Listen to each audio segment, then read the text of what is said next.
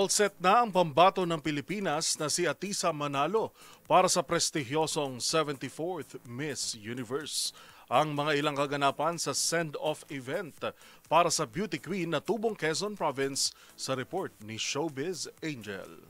Ilalaban ko kayong lahat. I will do my best. I'll make sure that the Atisa on the Miss Universe stage is the best Atisa ever. Yan ang promise ni Miss Universe Philippines 2025 Atisa Manalo sa isinagawang send-off event bago siya magtungo sa Thailand. Bitbit ang hangaring maiuwi ang sanay ika-5 Miss U crown ng Pilipinas.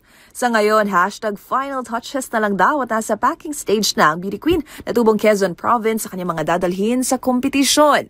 Labis naman ang pasalamat ni Atisa sa lahat ng mga tumutulong at sumusuporta sa kanyang magiging laban.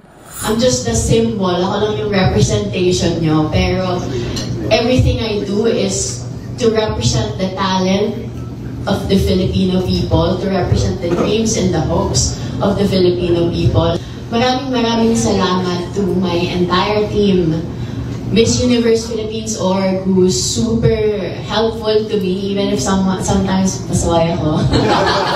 Sa October 26 nga, nakatakdang ilabas sa YouTube channel ng Empire Philippines ang isang dokumentaryo tampok ang Miss U journey ni Atisa mula sa kanyang headshot, pagpili sa national costume, gowns at iba pang paghahanda.